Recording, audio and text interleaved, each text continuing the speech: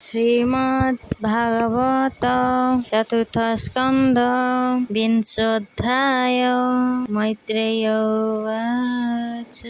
हेमन्ते पृथुमुख छाई भय चरणे शिर देई कुपित पुरुष वचने स्वभावे अरुण लोचने हेमन्ते करि विद्य स्तुति पुनि कहई वसुमती भोनाथ कोप छाड़ मते मुहि शरण गली त्वते जे आत्मा कारण विचारी संसार सार विश्व हरि चितेने कल्पे भिन्ने भिन्ने पुष्पर मधुकर जेन्हे जे सत्य इह पर लोके सुजोगी जन कहे मुखे उपाय से फल भुंजती भୟରେ लोक नाही भ्रांति ଏହା जे न କରନ୍ତି ଚିତେ ସେ ଯଶ ଲଭିବେ କେମନ୍ତେ ବ୍ରହ୍ମା ଯେ ଥାଇ ମୋହ ହିତେ ଶସ୍ୟ ସାମଗ୍ରୀ କଲା ଯେତେ ସେ ସର୍ବ ମୋର ଦେହେ ଥିଲା ଏମନ୍ତେ ତୋର ପିତା ମଲା ଚତୁର ରାଜ୍ୟ ରାଜକେ ଭବିଷ୍ୟ ଯଜ୍ଞ ରକ୍ଷା ଅର୍ଥେ ଯେତେ ଔଷଧ ଜୀବ ଥିଲା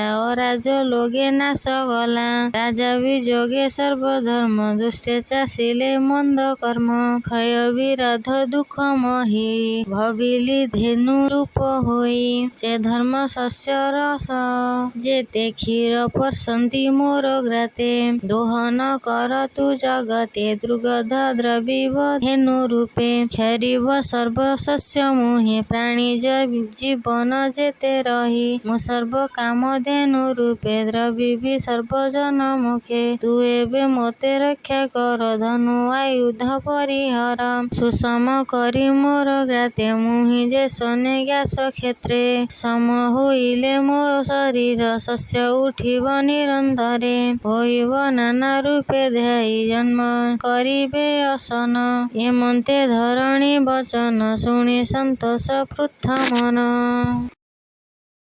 ମନକୁ ବସ୍ତ୍ର ରୂପ କରି ଭାବେ କହଇ ଦଣ୍ଡଧାରୀ ତୁ ଏବେ ସ୍ତନ୍ୟ ପାନ କର ଯେମନ୍ତେ ସଞ୍ଚରଇ କ୍ଷୀର ତକ୍ଷଣେ ପୃଥୁର ବଚନେ ସେ ମନୁ ମୁଖ ଦେଲା ସ୍ତନେ ପିବନ୍ତେ ସଞ୍ଚରଇ କ୍ଷୀର ମେଘ ଯେ ସନେ ବୃଷ୍ଟି ସାର ଚରଣେ ବାନ୍ଧି ବସ୍ତ୍ର ମନୁ ପୃଥୁ ଦୁହିଲେ କ୍ଷୀର ସ୍ତନୁ କ୍ଷୀରରୁ ପିଲା ବସୁନ୍ଧରୀ ଯେ ସନେ ସିନ୍ଧୁର ଲହଣୀ ଗର୍ଭେ ସେ ଶସ୍ୟମାନ ଥିଲା କ୍ଷୀର ସଙ୍ଗତେ ସଞ୍ଚରିଲା ଶସ୍ୟ ହୋଇଲା ଅପ୍ରମିତେ ପ୍ରଜାଏ ଥିଲେ ଯେ ଝାମତେ ପୃଥୁ ଦହନ ଅନ୍ତେ ଦେବେ ସର୍ବେ ଦୁହିଲେ ଯେ ଝା ଭାବେ ମିଳି ସକଳ ମୁନି ଗଣ ଆନନ୍ଦେ ହରଷିତ ମନ ଗୁରୁଙ୍କ ବସ୍ତ୍ର ରୂପ କରି ଯେ ଯାହା ମତେ ସ୍ତନ ଧରି ଧୁଇଲେ ମୁଖ ଛନ୍ଦମୟେ ଯେ ଭାବେ ତୁଣ୍ଡଇ ସଂଶୟେ ପୁଣି ସକଳ ଦେବେ ଧରି ଇନ୍ଦ୍ରକୁ ବସ୍ତ୍ରାରୂପ କରି ସର୍ବେ ଦୁହିଁଲେ ଯେ ଝାମତେ ଅଶେଷ ଯଜ୍ଞ କର୍ମ ଅର୍ଥେ ସୁବର୍ଣ୍ଣମୟ ପ୍ରାଣ ଆଣି ଆନନ୍ଦେ ତୁହିଁଲେ ଧରଣୀ ଦେବ ଦାନବ ପୁଣି ଧରି ଗ୍ରହ ରାଜକ ବସ୍ତ୍ର କରି ଦୁହିଁଲେ ଲୋହମୟ ପ୍ରାଣେ ଏଣୁ ସର୍ବ ସଞ୍ଚୟେ ଗାଏତେ ଗନ୍ଧର୍ବେ ଅପସର ଗଣେ ବେଗେ ମିଳିଲେ ତତ୍କ୍ଷଣେ କମଳ ପାନ ପତ୍ର କରି ଦୁହିଁଲେ ଭୂମି ସ୍ତନ ଧରି ବିଶ୍ୱାବସୁଙ୍କୁ ବସ୍ତ୍ର କଲେ ଗନ୍ଧର୍ବ ଦୁହିଁ ଧନ ତେଲେ ଶ୍ରାଦ୍ଧ ଯେ ବଙ୍କୁ ଉତ୍ସ କରି ପିତୃ ଯେ କବ୍ୟ ପାତ୍ର ଧରି ଶୟ ଦୁହିଁଲେ କବ୍ୟ ପାତ୍ରେ ଯେହ୍ନେ ଅମୃତ ରୂପ ଗାତ୍ରେ ସିଦ୍ଧେ ମିଳିଲେ ନାନା ରଙ୍ଗେ କପିଳ ବସ୍ତ୍ର ଘେନି ସଙ୍ଗେ ସଂକଳ୍ପ କରି କ୍ଷୀର ଧାନେ ଦୁହିଁଲେ ଜନ ଉପକାରେ ପୁଣି ମିଳିଲେ ଦିବ୍ୟ ଧନେ ଯେ ଯାହା ପାତ୍ର ଧରି କରେ ଆନନ୍ଦ ମନେ କ୍ଷୀର ଦୁହିଁ ବସିଲେ ନିଜ ଭାବେ ଯାଇ ପୁଣି ମିଳିଲେ ଶିର ଜନେ କ୍ଷୀର ଦୁହିଁଲେ ଯୋଗ ଧ୍ୟାନେ ମାୟାବୀ ଗଣେ ପୁଣି ଆଣି ଧରଣୀ ସ୍ତନ ତଳେ ବସି ଆନନ୍ଦ ପାତ୍ର କରି ମନେ ସର୍ବେ ଦୁହିଁଲେ ଅନ୍ତର୍ଧ୍ୟାନେ ଯମ ନିୟମ ବସ୍ତ୍ର କରି ଧରଣୀ ସ୍ତନ କରେ ଧରି ଧରଣୀ କ୍ଷୀର ମାୟା ପ୍ରାଣେ ସର୍ବେ ଦୁହିଁଲେ ଯେ ଝାମତେ ମିଳିଲେ ଯକ୍ଷ ଋଷି ଗଣେ ଭୂତ ବେତାଳ ଜାତୁ ଧ୍ୟାନେ ମୃତ୍ତିକା ପାତ୍ରେ କ୍ଷୀର ଦୁହିଁ କ୍ଷୀରରୁ ରୁନ୍ଧଇ ମାଂସ ମହି ନହି। ତକ୍ଷଣେ ସର୍ପଗଣେ ଆସି ଧରଣୀ ସ୍ତନ ତଳେ ବସି। ତକ୍ଷଣ ବସ୍ତ୍ରାରୂପ କରି ଧରଣୀ ସ୍ତନ କରେ ଧରି। ବିଳକୁ ପାତ୍ର କରି ବେଗେ ବିଷ ଦୁହିଁଲେ ସର୍ବନାଗେ। ପଶୁଏ ମେଳି ସ୍ତନ ତଳେ ବୃକ୍ଷକୁ ବସ୍ତ୍ର କରି ବଳେ।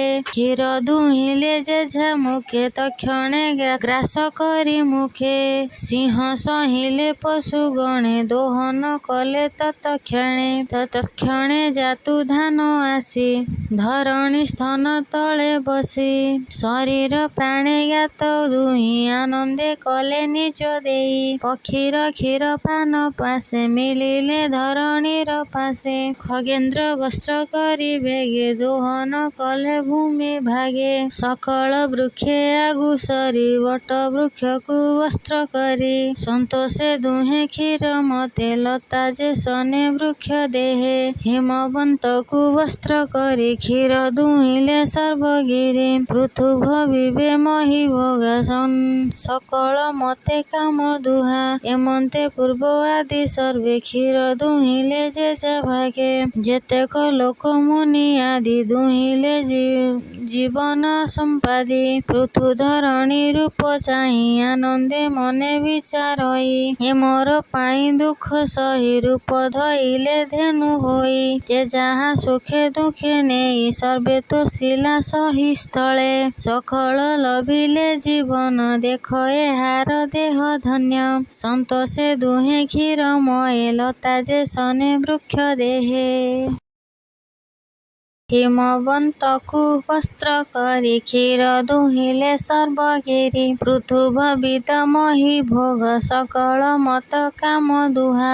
ଏମନ୍ତେ ପୃଥୁ ଆଦି ସର୍ବେ କ୍ଷୀର ଦୁହିଁଲେ ଯେଝା ଭାବେ। ଯେମନ୍ତେ ଲୋକ ମୁନି ଆଦି ଦୁହିଁଲେ ଜୀବନ ସମ୍ପାଦି। ପୃଥୁ ଧରଣୀ ରୂପ ଚାହିଁ ଆନନ୍ଦେ ମନେ ବିଚାରଇ। ଏ ମୋର ପାଇଁ ଦୁଃଖ ସହି ରୂପ ଧଇଲେ ଧେନୁ ହୋଇ। ଯେ ଯାହା ମୁଖେ ଦୁହେଁ ନେଲେ ସର୍ବ ତୋଷିଲା ମହି ସ୍ଥଳେ। ସକଳ ଲଭିବେ ଜୀବନ ତୋହେ ଏହାର ଦେହ ଧନ୍ୟ।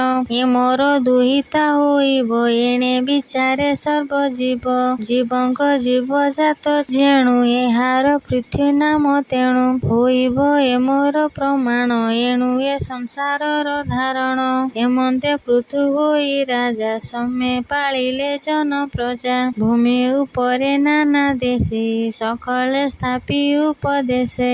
ଜନକୁ ସ୍ଥାପି ପିତା ପ୍ରାୟେ ସକଳେ ରହିଲେ ନିର୍ଭୟେ। ନିର୍ଭୟେ ରହିଲେ ସକଳେ ଅଚଳ ରହିଲେ ନିଶ୍ଚଳେ। କହଇ ବିପ୍ର ଜଗନ୍ନାଥ ଭାଷ ପ୍ରବନ୍ଧେ ଭାଗବତ।